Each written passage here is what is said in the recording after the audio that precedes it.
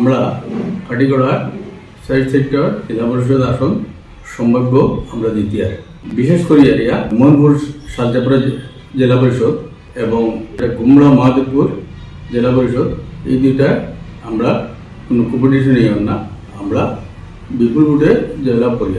কাটিগড়ার 4টি জেলা পরিষদ আসনে ভারতীয় জাতীয় কংগ্রেসের মনোনীত প্রার্থীরা জয়ী হবেন। এক সাংবাদিক বৈঠকে এমনই দাবি করলেন কাছাড় জেলা কংগ্রেসের সাধারণ সম্পাদক তথা কাটিগড়া বিধানসভা কেন্দ্রের দায়িত্বপ্রাপ্ত সন্দীপ দাস।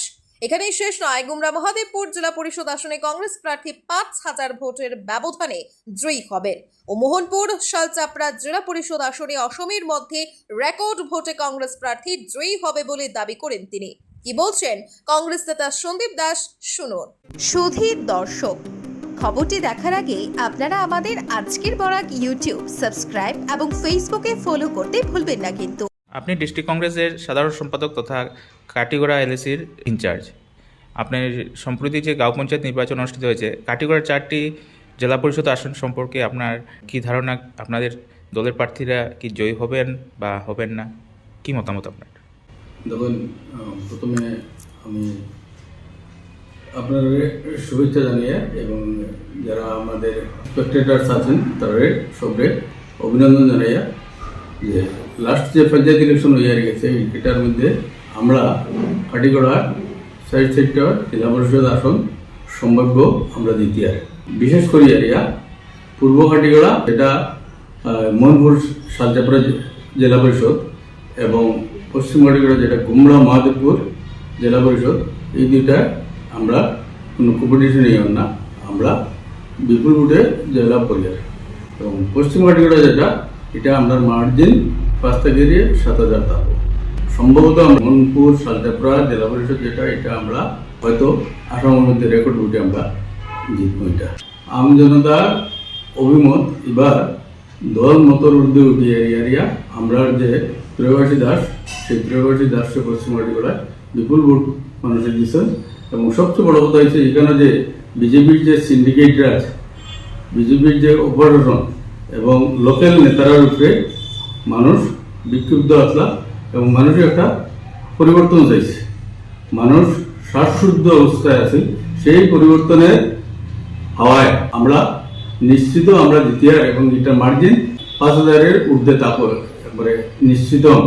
আমরা লক্ষ্মীপুর কাটিগড়া জেলা পরিষদ যেটা এখানেও হাড্ডাহাড্ডি লড়াই এবং আমরা বিশ্বাস যে আমরা এর থেকে এরিয়া বড়াই আইন যে জায়গাতে খালাইন ব্লকে 2টা জিপি এবং সেই খালাইন ব্লকেই আছেন প্রমীলা বৈষ্ণবের বাড়ি, এখানেই তাই বুক পাইছি না। তার খুন জীবিতেও আমরা বিশ্বজিৎ মালাকারের স্ত্রী যে কর্ণালী মালাকার এখানে লিড করবা এবং লক্ষ্মীপুর জীবিতেও আমরা লিড পাইনি। আমরা বিশ্বাস যদি খাতিরাইল এবং সিদ্ধেশ্বরের মানুষের যদি কংগ্রেসের ভোট দেন, বর্ণালী মালাকারের যদি ভোট দেওয়ার ইচ্ছা হয় তাহলে আমরা কেউ আটকাইতে পারতাম না। গাঁও পঞ্চায়েত নির্বাচনের ঠিক প্রাক মুহূর্তে আপনাদের কংগ্রেসে একটা বিতর্ক সৃষ্টি হয়েছিল জেলা কংগ্রেস সভাপতি এবং স্থানীয় বিধায়ক খলিলুদ্দিন মজুমদার নিয়ে ভোটের টিকিট প্রদান নিয়ে, টাকার দাবি দেওয়া নিয়ে বিভিন্ন সংবাদ মাধ্যমে বিতর্কিত কিছু সংবাদ প্রকাশিত হয়েছিল। এর কি প্রতিক্রিয়া আপনাদের ভোটে পড়েছে, প্রভাব পড়েছে? দেখুন, বিতর্ক তো সব রাজনৈতিক দলই থাকে, তো এই বিতর্কের প্রভাব যেটা এটা আমরা কাটিগড়াতে পড়ছে না, কারণ এখানে আমরা বিধায়ক পঞ্চায়েত ইলেকশনে সক্রিয়ভাবে এই কাটিগড়াতে আসতেই না। কি এখানের যে সাধারণ মানুষ বিজেপির যে কার্যকলাপ, দর্শকের যে কার্যকলাপ, বিজেপির যে দ্রব্যমূল্য বৃদ্ধি, সিন্ডিকেট রাজ বা গ্রামীণ রাস্তাঘাটের যে দুরবস্থা, জল জীবন মিশন যে গভর্নমেন্টের একটা সুরভি গাড়ি হয়েছে, এটা আলটিমেট জনগণের এটার কোনো উপকার পাইতে না। তার প্রতিবাদে এবং সঙ্গে যে পঞ্চায়েত ডিলিমিটেশন যেটা আছে, সেই পঞ্চায়েত ডিলিমিটেশনটা কমপ্লিট এই সরকারের দলের শাসকের বিপক্ষে যাব বলে আমার বিশ্বাস। ঠিক আছে, ধন্যবাদ আপনাকে। সুধীর দর্শক, আপনারা আমাদের আজকের বরাক ইউটিউব সাবস্ক্রাইব এবং ফেসবুকে ফলো করতে ভুলবেন না কিন্তু।